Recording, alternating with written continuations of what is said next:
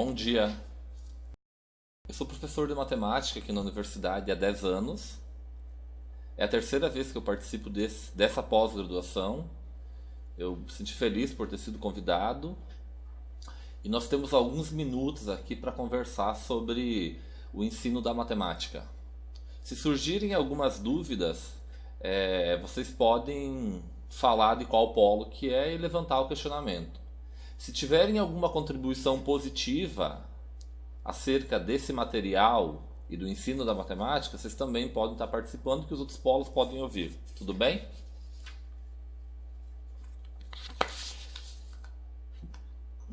Deixa eu aprender a mexer aqui, tá?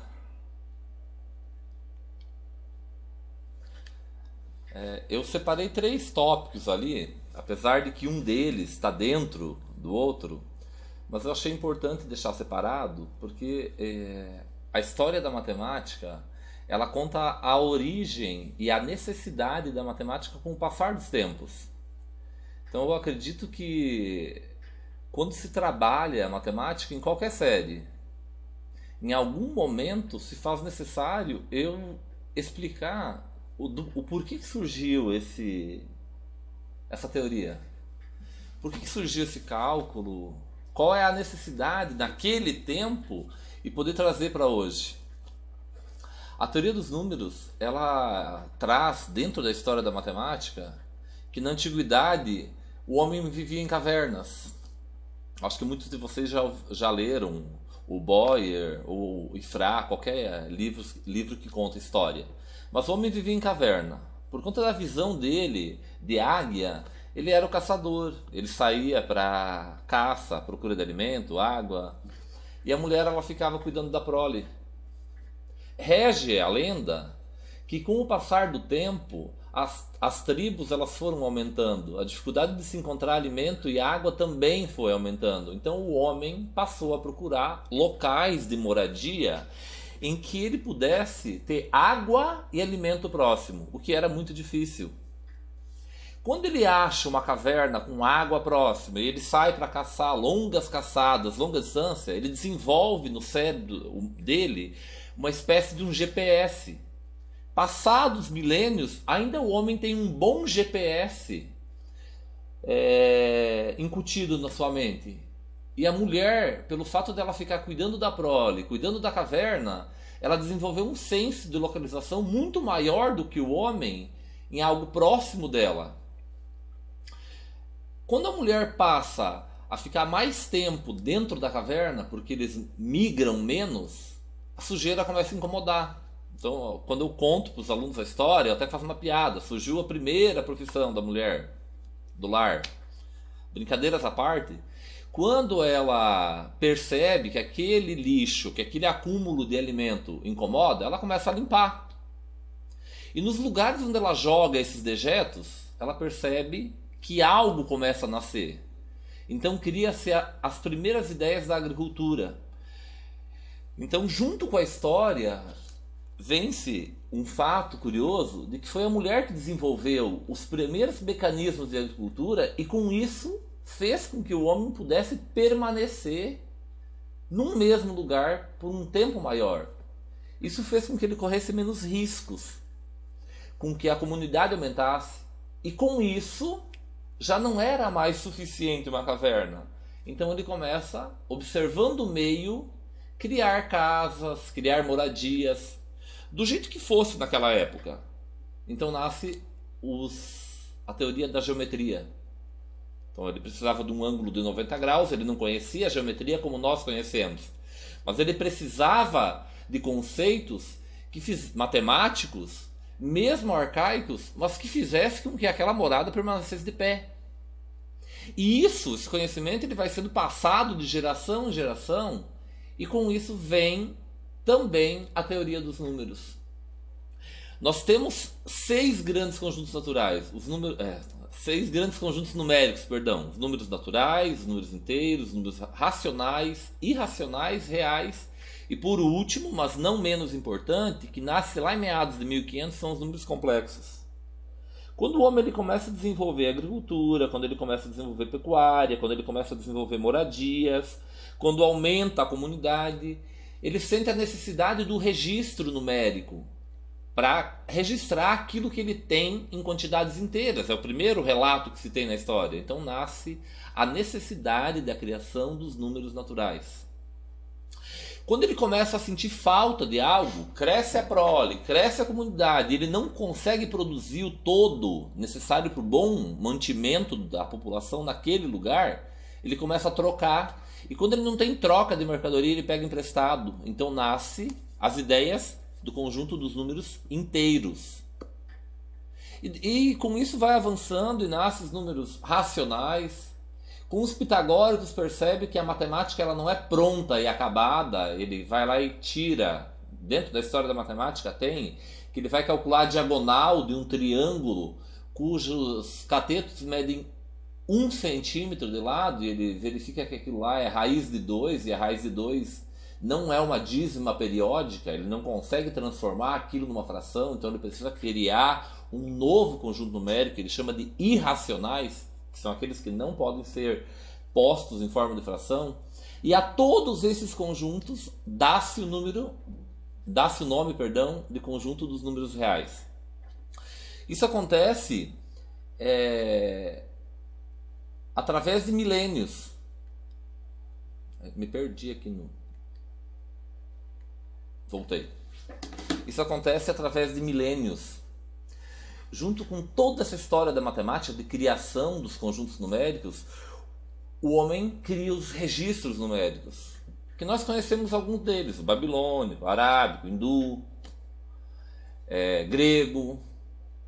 Nós trabalhamos com ângulos até hoje, nós temos vestígios de sistemas babilônicos até hoje, quando a gente trabalha com horas no relógio, quando a gente trabalha com a circunferência, que a base de numeração é 60. Há mais ou menos 500 anos antes de Cristo, o homem começa a criar um sistema em que não só os escribas pudessem controlar esse sistema de numeração, mas qualquer pessoa que estudasse um pouquinho mais. E mais ou menos no século 6 depois de Cristo, com a criação do símbolo do vazio, o homem cria o conjunto dos números indo-arábicos, que são os que a gente mais trabalha hoje. Eu consigo ensinar com facilidade porque eu trabalho com uma base de numeração que é decimal.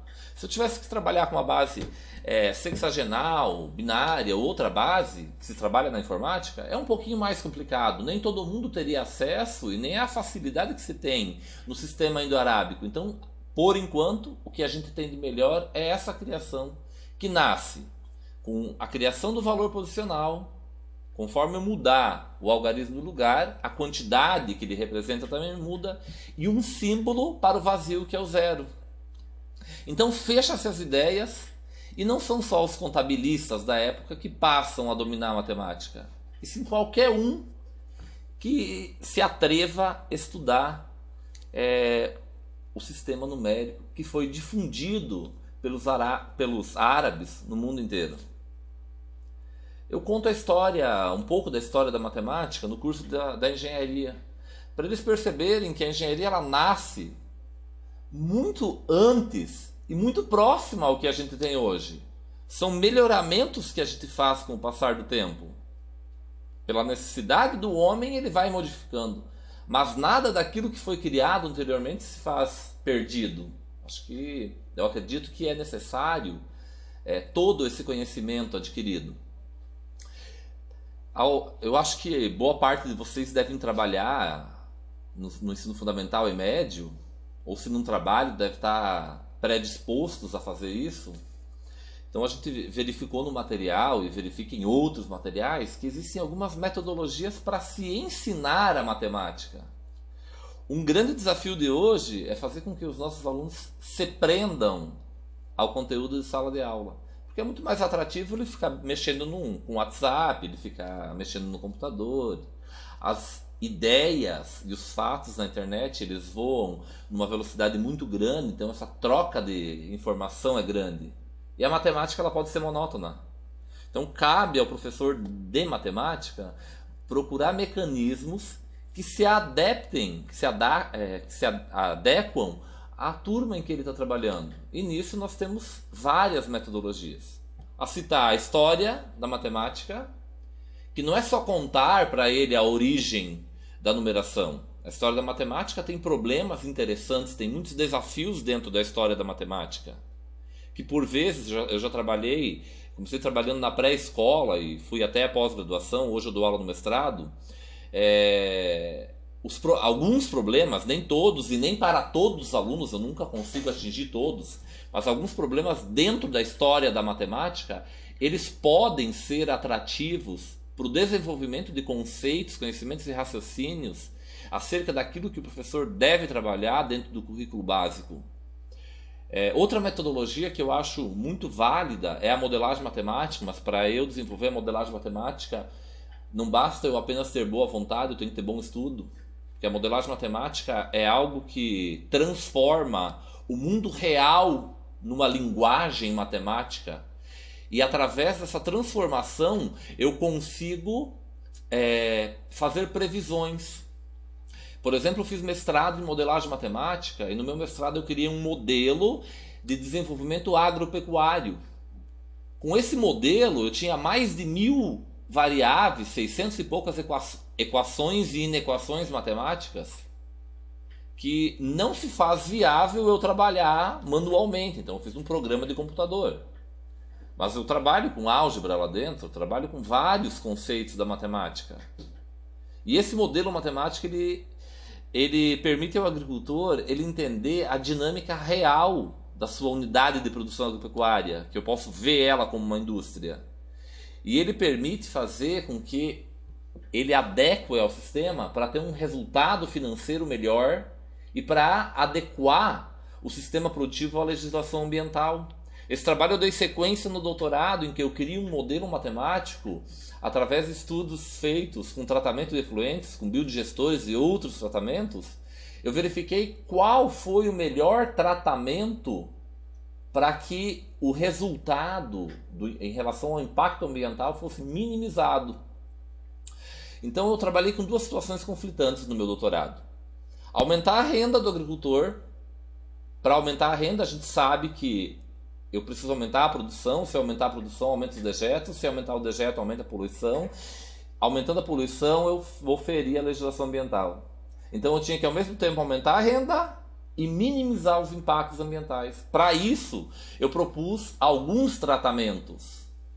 E essa análise de verificação de qual é o sistema produtivo que é mais viável, qual é o tratamento que é mais viável, levando em consideração a legislação ambiental, essa análise ela se fez com química, com biologia, com matemática, com estatística. Então eu usei vários elementos ali. A modelagem matemática, se bem utilizada, ela pode ser interdisciplinar. Então eu precisei de conhecimentos fora da matemática para eu conseguir desenvolver modelos em que a matemática se fizesse presente e necessária e me desse um resultado. Eu acredito que a matemática, pela matemática, ela não tem muito sentido. Outra metodologia de ensino que tem no material que vocês viram é a resolução de problemas. Então eu posso estar criando ou recriando problemas da atualidade, do sistema em que eles estão postos, ou pedindo até que eles participem da criação de problemas. Em que esses problemas eles possam se enxergar, e não somente os problemas postos em livros vindos do Ministério da Educação. É feito num senso comum um material para todos. Nas diferentes regiões do Brasil, eu não tenho pessoas iguais, com pensamentos iguais e nem com necessidades iguais. Então eu, enquanto professor de matemática, preciso adequar o ensino à realidade a qual eu estou trabalhando. Eu vou passar aqui uma situação que é uma sala de aula. Aquele que conhece essa sala de aula pode participar também. Então, a partir do momento que eu for fazendo as perguntas, vocês podem dizendo o polo que é e ir respondendo. Essa situação, ela vem para mostrar que o professor ele deve ser observador. Eu tenho que conhecer e reconhecer a sala em que eu estou atuando para poder escolher a melhor estratégia a qual eu vou trabalhar. Então, deixa eu tentar passar aqui. Só um minutinho. Tem uma sala de aula ali que chama A Classe da Tia Suzy. E eu vou fazer uma pergunta e eu gostaria que o Paulo do Moarama respondesse para mim. Quantas alunas, meninas, tem na sala de aula? Então, eu tenho uma sala de aula ali, que é uma sala de aula diferente, é uma sala atípica. Mas existem algumas características. Eu acho que a conexão de vocês ela deve estar um pouco ruim, mas tentem enxergar algumas características que possam nortear a conclusão de quem é menino e quem é menina. Vamos começar lá pelo título. Na classe da tia Suzy. De um modo geral, a professora fica onde?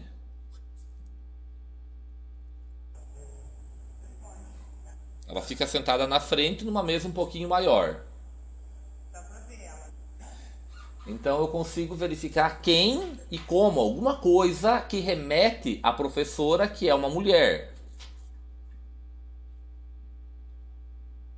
Algum polo que consegue enxergar, poderia me dizer quantas mulheres tem na sala de aula?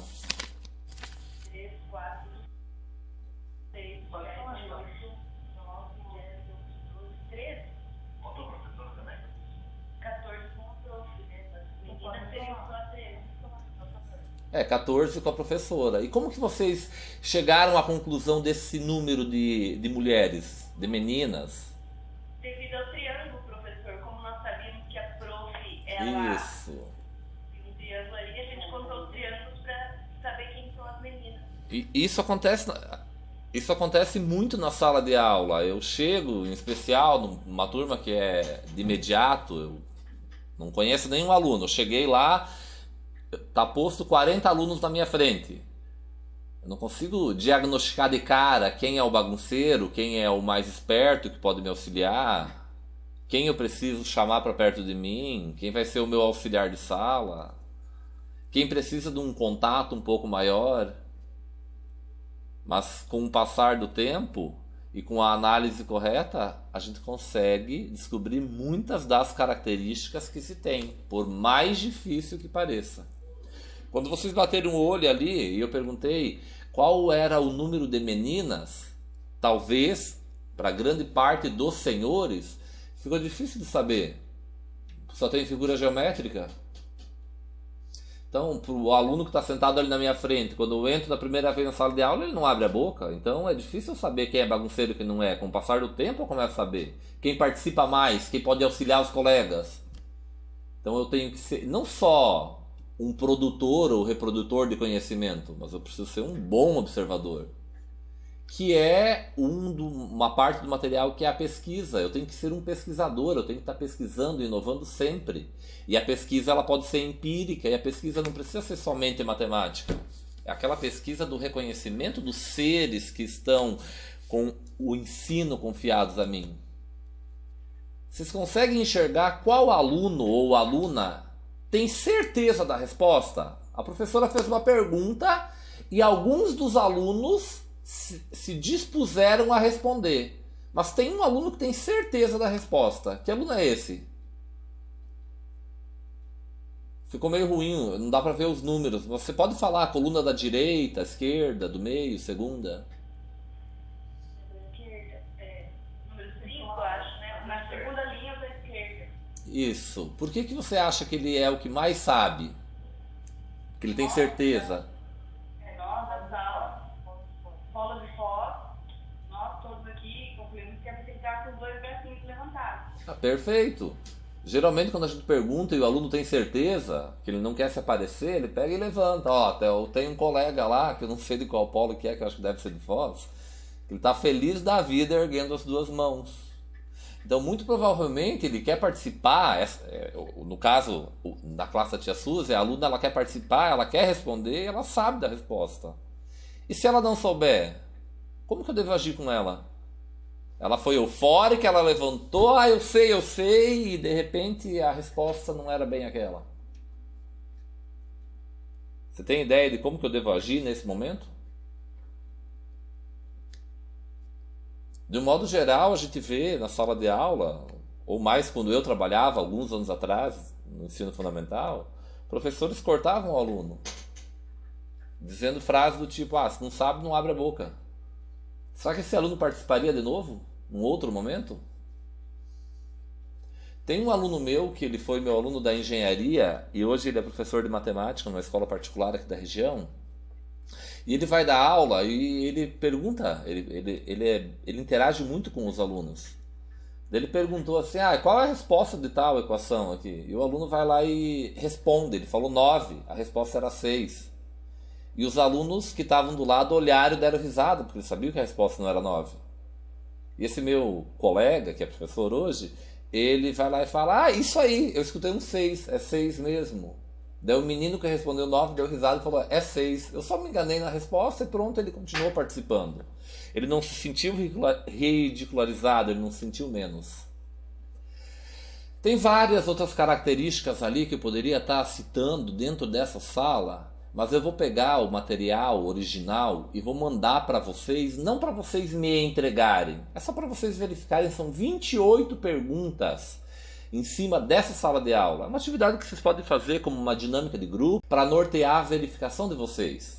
Tem perguntas do tipo, quem está dormindo, qual é o aluno mais bagunceiro, quem é canhoto, quem é irmão e irmã, quem está conversando, quem está faltando hoje. Então tem vários elementos que eu posso estar analisando. Quem usa aparelho, quem achou que ia chover. Só que ficou bem ruim a imagem, eu concordo com vocês. Mas a gente teve uma ideia de que por mais difícil a verificação seja, ainda eu consigo concluir algumas coisas. Tem até uma pergunta que é engraçada, né? Quem está usando o Walkman? É porque essa atividade é uma atividade que não é recente, né? Nós não temos mais o Walkman. Você pode dizer assim, quem tá com um fone de ouvido? Então assim tem vários. Só me digam mais uma pergunta. Só me respondam mais uma pergunta, perdão. Qual é o aluno que parece ser o mais bagunceiro? Pode ser da Mata de São João. É, da mesa, terceiro. Por quê? Professor, Oi? a gente percebeu que a mesa aqui, bem que está aí em frente a Sim. professora, o terceiro está com a mesa toda desorganizada. Ótimo. É isso aí. Beleza? Eu posso mandar a atividade para vocês olharem, vocês não vão me entregar, tá? Mas eu mando todas as perguntas e esse quadro ali de uma maneira que a gente consegue visualizar melhor. Eu não vou conseguir concluir porque a imagem minha aqui tá boa, mas vocês falaram que a imagem ali não tá tão boa. Então daí eu enxergo aqui no meu PowerPoint. Mas se tá ruim ali por conta da conexão, ou até mesmo por conta do multimídia, então não adianta eu continuar muito.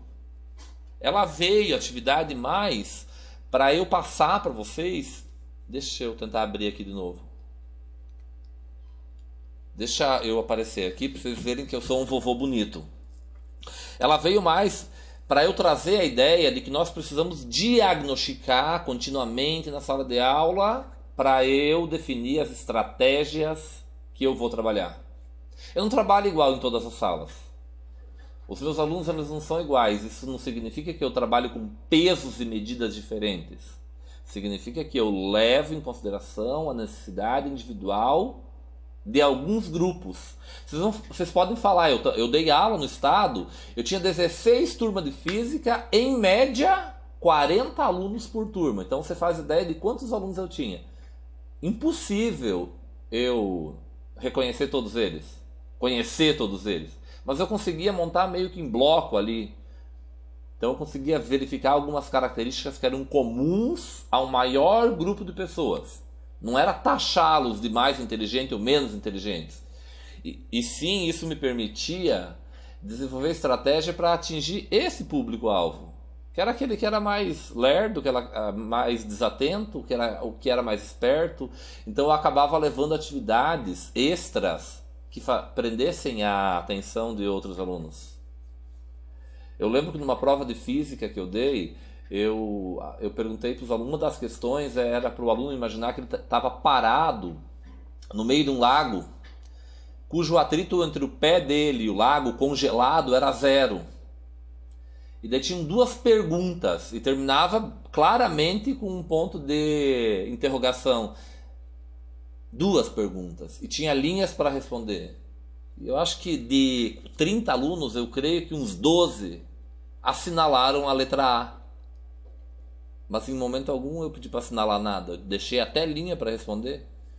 Isso significa que eles estavam tão dispersos e aquilo era tão inútil na cabeça deles que eles foram lá e onde que não precisava supostamente responder, eles iam lá e assinalavam.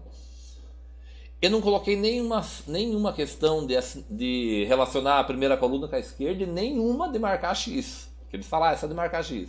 Não, todas eram perguntas. Então eu coloquei um texto que explicava a situação problema, coloquei 2 perguntas, deixei o tanto de linhas que eu achei necessário para responder e os abençoados foram lá e assinalaram uma letra, deixando o resto em branco, levando em consideração que não era múltipla escolha. Então eu cheguei na sala de aula assim meio tonto depois de corrigir a prova e tive um discurso que eu não vou comentar, porque esse discurso foi lá no início da minha carreira e no início da carreira a gente comete alguns equívocos.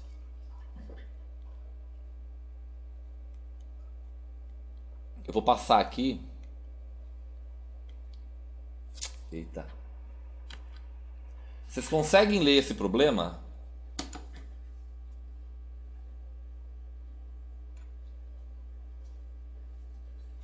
Moarama, São José, Foz, Paranavaí, Mata de São João. Tá legível o problema? Sim. Tá. Então eu vou pedir para Paranavaí, todos vocês podem pensar. Então se Paranavaí souber a resposta, eu gostaria que vocês me respondessem. Tem um problema e tem uma pergunta no final. Vocês perceberam que eu estou fazendo igual na sala de aula. Estou escolhendo dedocraticamente. E aí? Alguma ideia? Às vezes, na sala de aula, eu também coloco o meu aluno em xeque. Mais uma vez eu vou repetir. Não é para taxar ele de nada. Eu coloco ele para tentar fazer com que ele prenda um pouco mais da atenção dele na sala de aula. 3 homens sábios dormiam sob uma árvore. Enquanto isso, um menino travesso pintou suas testas de vermelho. Mais tarde, eles acordaram ao mesmo tempo e começaram a rir. Depois de alguns minutos, um deles parou. Por que um deles parou de rir? Alguém pode responder? Paranavaí. Oi. Nós chegamos a uma conclusão aqui, professor, que após eles ter percebido que a testa de um e do outro estava pintada, que ele seguiu um padrão e imaginou que a dele também estava pintada, e aí por isso deixou de ser diferente, né? Deixou de ser a novidade, então ele se colocou no mesmo patamar que os outros dois, ou seja, então todos eram iguais, não tinha por que ficar dando risada mais. Perfeito. E para quem dá aula, vocês conseguem perceber que em alguns momentos isso acontece na sala de aula? Em alguns momentos até nós mesmos, sem querer, acabamos taxando o aluno, ou os colegas se taxam de mais ou de menos, mas que estão todos numa mesma sala de aula, talvez no mesmo patamar. Algum tem um conhecimento maior em matemática, mas outro tem maior em biologia. Ainda bem, né? Porque senão iam ser todos matemáticos. A gente ia comer o quê? Se não tivesse o biólogo, o agrônomo e as atividades afins. Eu vou dar mais uma atividade para vocês darem uma olhada.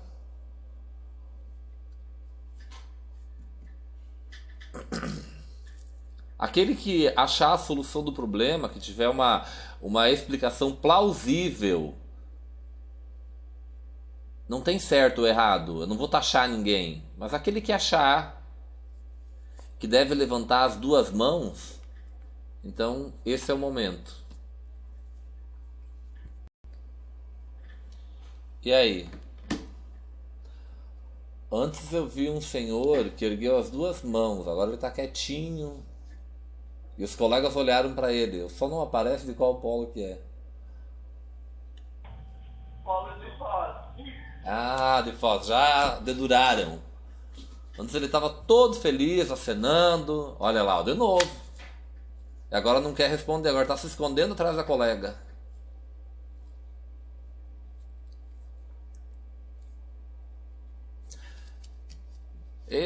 problema é, tem um monte de informações. Todas essas informações são necessárias? Ô, professor, Oi. eu particularmente eu não mudaria de envelope, porque aquilo que eu escolho primeiro eu sempre fico com ele. Ah. Por que não? Não, porque não, eu já escolhi, foi a primeira opção, porque normalmente quando você bate com a segunda opção, o acaso, é igual aquela coisa de fila de banco. Sempre a fila que anda está andando mais rápido, você vai e muda de fila, né? Aí quando você vê a outra atrás, você continua aqui, ó. Ah. Entendeu o raciocínio? Sim. Tem um texto gigante ali que até cansa de ler. Essas informações são necessárias? Não, não. Na sala de aula a gente despeja um monte de informações desnecessárias para o aluno. Quando o aluno vai fazer Enem, tem questões gigantescas que só as 2 linhas são necessárias para ele responder o problema inteiro. Então eu preciso ensinar o meu aluno, ou tentar ao menos, fazer com que ele separe as informações que são realmente necessárias.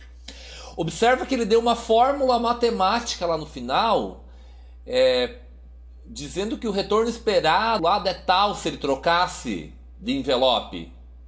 Aquela fórmula lá serve para alguma coisa? Aquele 5, abre parênteses, vezes 5x mais 2x, fecha parênteses, igual a 1,25 vezes x. Essa fórmula matemática vai fazer com que ele tenha uma escolha mais assertiva? Não, esse é o princípio básico da probabilidade. Eu tenho 2 envelopes, eu não sei o volume deles, eles têm aparência igual, eu não sei, eu não posso pegar eles na minha mão, eu não posso sentir, eu não vejo o volume deles. Então não vai ter fórmula mágica que me permita fazer uma troca e acertar. Então os dados que estão postos ali no problema, o que é relevante é, se eu tenho 2 envelopes, a probabilidade de acerto é 50%. E não vai ter uma fórmula probabilística que mude isso. A menos que eu puder tocar ele na mão. Então vai ser o tato e não a matemática que vai explicar.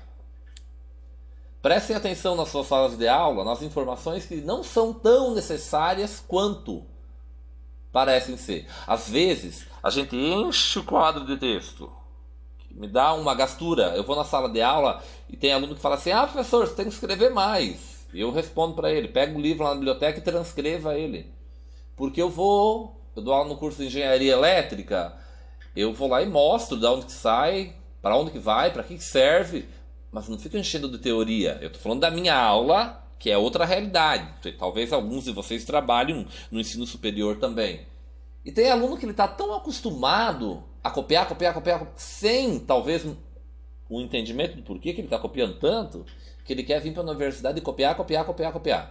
E eu falo para eles assim, olha, eu já sou vovô, e como vovô eu perdi um pouco da mobilidade, então eu vou trabalhar aqui no quadro o necessário e suficiente. Agora, se você quiser texto, tem vários livros na biblioteca, você pode ler. Se você tem necessidade de copiar conteúdo para gravar, você pode copiar. Mas eu não sinto necessidade na minha aula de transcrever um material didático. Eu sinto a necessidade de ensiná-los as equações diferenciais, ensiná-los o cálculo 2, porque isso pode ser necessário dentro das disciplinas correlatas à engenharia elétrica. Eu vou passar mais um probleminha.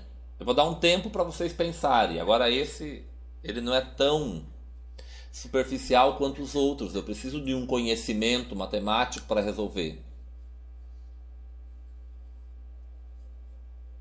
E eu gostaria, se possível, que alguém me desse a resposta e explicasse por quê.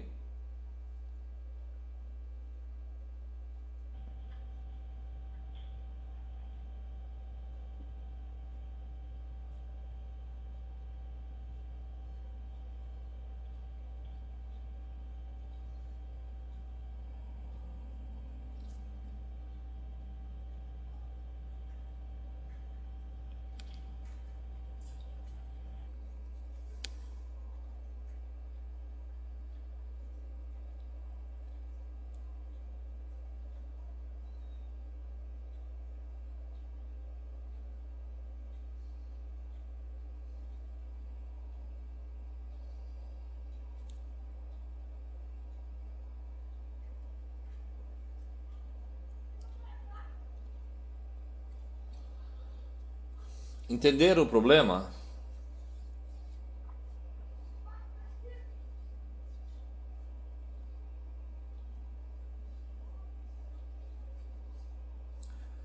São José, vocês entenderam o problema?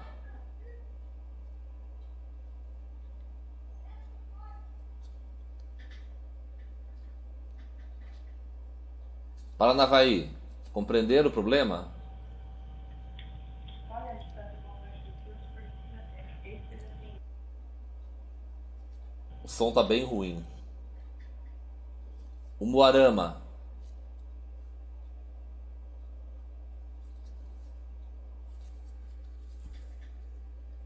Eu vou dizer que eu sou professor, tá? E professor, quando senta numa cadeira de aluno, vira aluno. A vontade de sair, o olhar no relógio, a coceira que dá de ficar sentado e a falta de vontade de resolver exercício.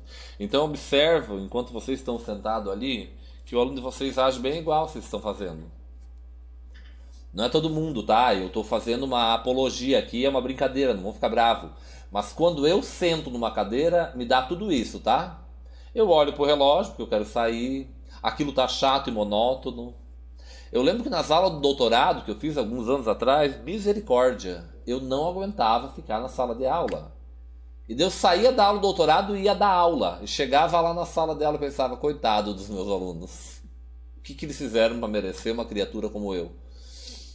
Então eu fui compreender um pouco da chatice que pode ser a sala e modificar bastante da dinâmica quando eu tive que sentar de novo como aluno. Lá nos meus 30 anos, eu sentar, 29, 30 anos, sentar numa sala de aula fazendo doutorado. E não aguentar ficar lá. Então pensei, miseráveis, os alunos são vencedores. Porque eles aguentam 3 aulas seguidas comigo.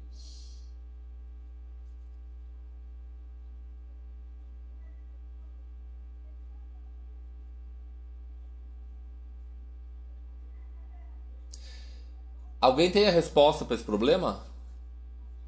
A gente sabe que o formato da Terra ele não é uniforme, ele não é uma esfera. Como quem dá aula de física sabe que as fórmulas que nós utilizamos na física, elas só servem para situações ideais. Se eu colocar na prática aquela fórmula lá de física, ela não vai servir. A teoria dos gases, pressão, volume, velocidade, ela serve em situações ideais de laboratório. Ela não serve na prática. Você não vai na BR e vai aplicar as fórmulas que estão lá. Elas vão te dar um valor aproximado, com uma margem de erro aceitável. Então, nesse momento, a gente vai imaginar que a Terra fosse esférica.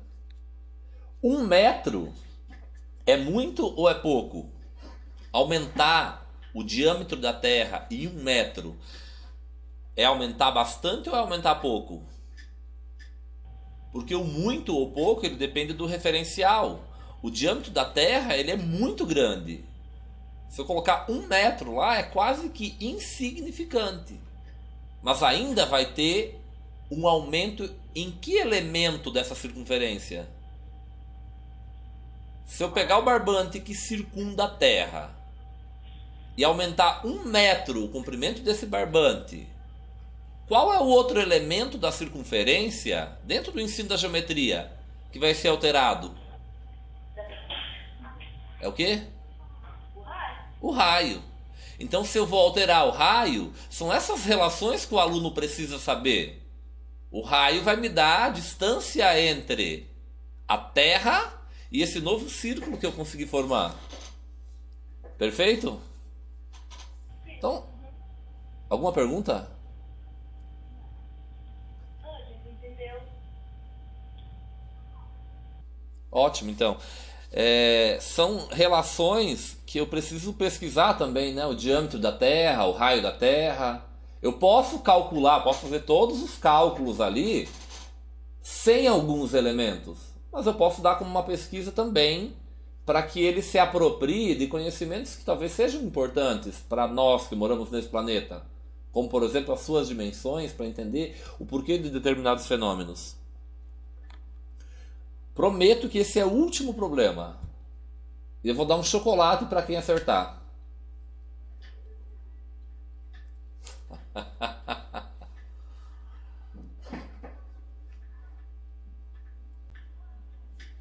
E aí? Aonde está o erro?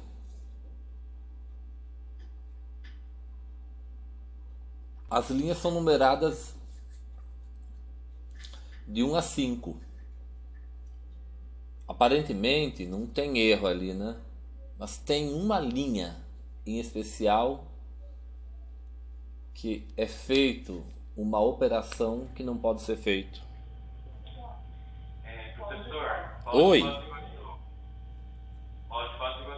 Pode falar. Eu acredito que o erro esteja ali na parte quando ele coloca em evidência. Naquela linha que coloca em evidência, porque ele repete, né, ali um lado igual e o outro também. Uhum. E eu acho que ele tinha que fazer a subtração ali, para daí ficar 1 vezes o valor de cada letra ali da evidência, no caso. Para poder fechar no final. Não sei se é isso, eu entendi isso. Tu tá falando da linha 4, né? Da linha 4, né? Então, observa que lá desde o começo, é mais ou menos por ali em cima. Vamos observar que desde o começo, ele tem uma afirmativa, A mais B igual a C. Isso é minha hipótese, eu tenho que tomar como verdade. Não tem como dizer que ali está errado. E depois ele vai somando quantidades iguais dos dois lados. Ele pegou e fez 10A menos 9. 9A. Que é equivalente ao que está na linha 1. Olha na linha 2. Oi? Que dá o A, né? Isso. Ele foi fazendo... Ele foi fazendo operações ali que continuam mantendo a afirmativa 1. E lá na linha 4, que é a linha que Foz do Iguaçu comentou, é ali que está o erro. Mas não é só por ter colocado entre parênteses. É porque ele divide. E a divisão A mais B menos C vale 0. E não existe divisão por 0. Então eu não posso fazer essa divisão que ele fez. O resto é tudo certo. Mas aquela divisão ele não pode fazer. Porque para aquela sentença ser verdadeira, só tem uma maneira. O A, o B e o C tem que valer 0. Porque daí 10 vezes 0 é igual a 9 vezes 0. Só tem um meio dessa igualdade, 4, ser verdadeira. Se as variáveis que aparecem ali forem nulas. E se as variáveis forem nulas, como é que eu vou dividir por 0? Eu só posso dividir por 0. 0 dividido por 0 é uma indeterminação matemática que a gente nem trabalha no ensino básico. A gente vai trabalhar lá em limite derivada, em cálculo 1 e 2. Isso significa que quando ele divide os dois lados por A mais B menos C, ele está dizendo que ele pode dividir por 0, e a gente sabe que não pode.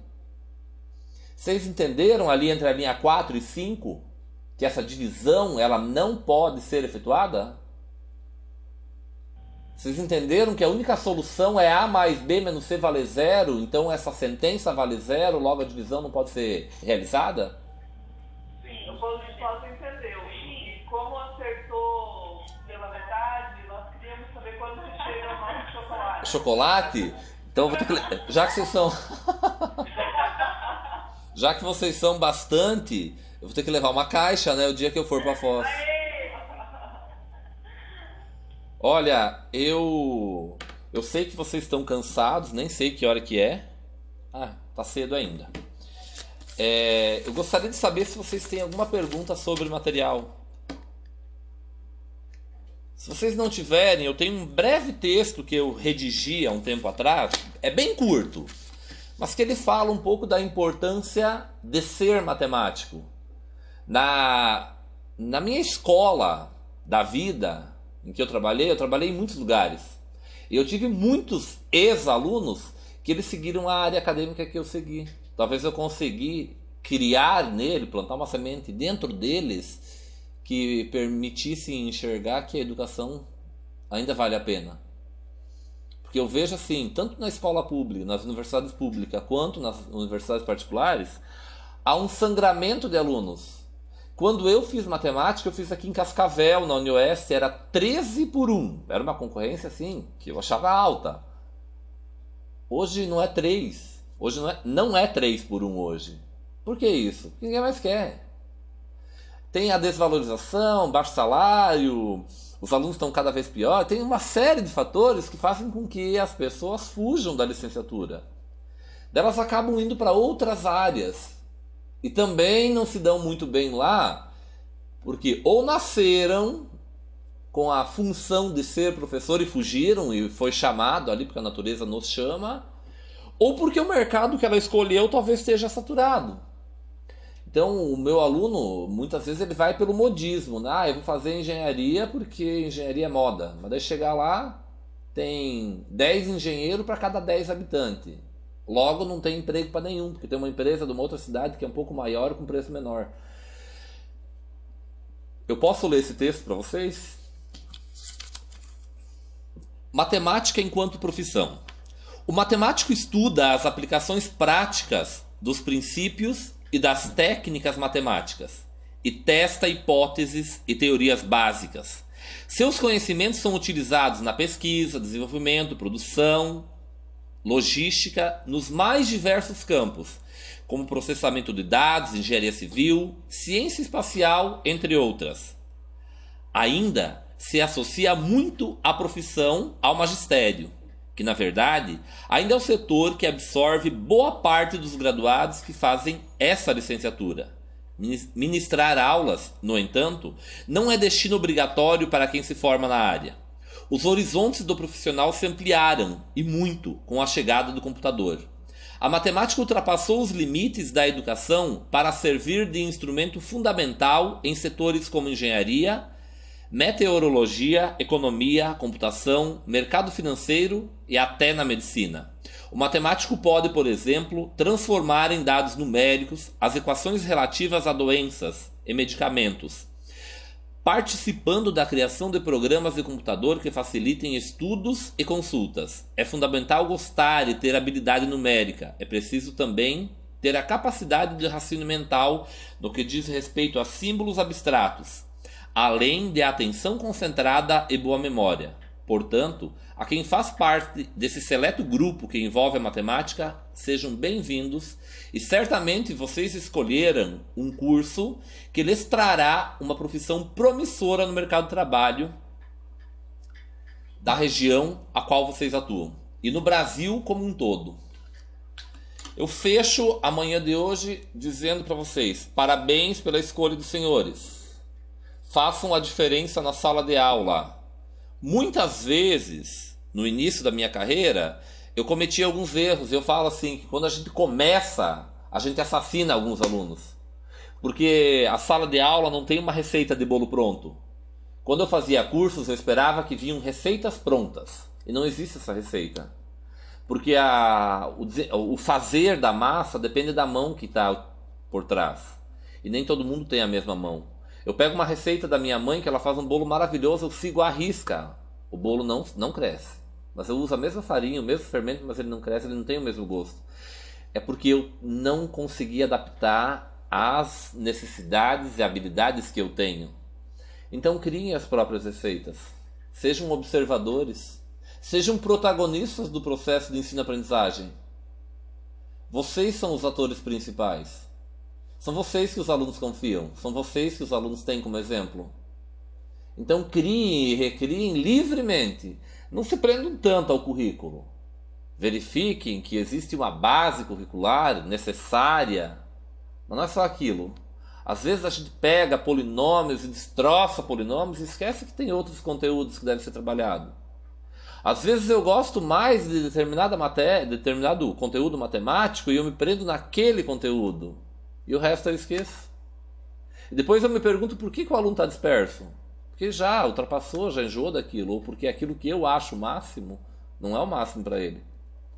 Já ocorreu na minha estrada acadêmica de preparar uma aula e achar que a minha aula tinha sido um show.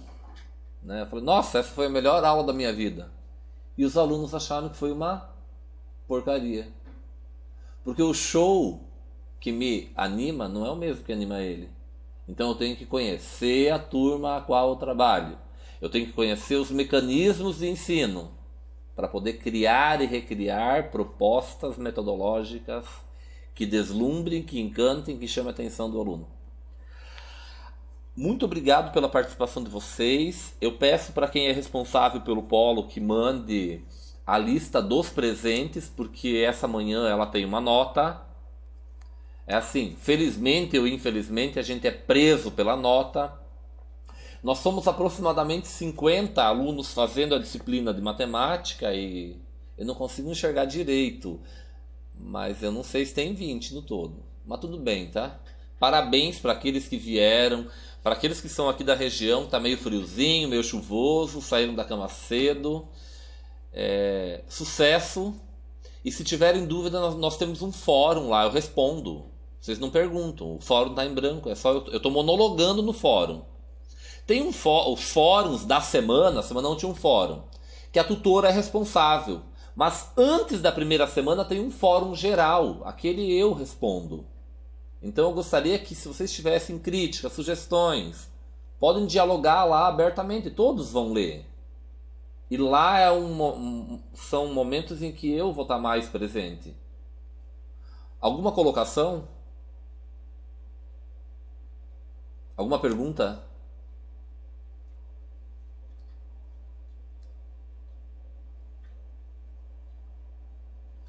Oi, professor, tudo bom? Tudo. Eu sou a Alexandra aqui do Polo de São José dos Campos. Oi. Você tem como enviar para a gente esse material da vídeo? Eu envio essa carta aqui que eu escrevi. Tá. Eu envio aquele outro material e eu gostaria de falar sobre a avaliação. Eu esqueci, ainda bem que São José me chamou, tá? Tá bom, eu queria saber da avaliação também. Obrigada. Avaliação, tá? Obrigada. A avaliação ela é composta por 3 questões abertas. Eu não fugi do material, porém, vocês não precisam responder à luz do que está no material, tá? Porque não a matemática ela não é pronta e acabada, então não existe um material, um artigo científico que eu vou fechar um conhecimento. Ela tem 3 questões abertas, ela vale 60 e vocês podem levar o material impresso que vocês quiserem. Então ela é com consulta, menos do computador. Não tem cálculo a serem feitos, são questões de discussões metodológicas, voltadas à pesquisa, à metodologia, ao ensino. Então não vai ter contas a serem desenvolvidas. São questões teóricas, são questões que algumas coisas nós discutimos hoje, são questões que estão no material, mas se vocês quiserem ir para outro autor que acharem melhor, podem ir. Tudo bem? Material impresso que vocês levarem podem se utilizar. Mas eu acredito, assim, sem margem de erro, que se vocês lerem o material que está lá, vocês não vão precisar levar material impresso. Porque eu não fugi daquela realidade. Mais alguma pergunta?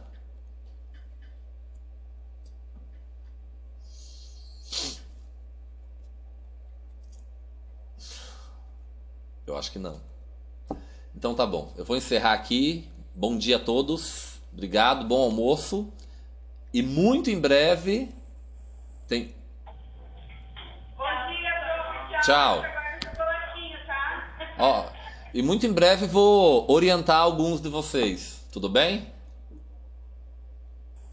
Tchau. Abraço.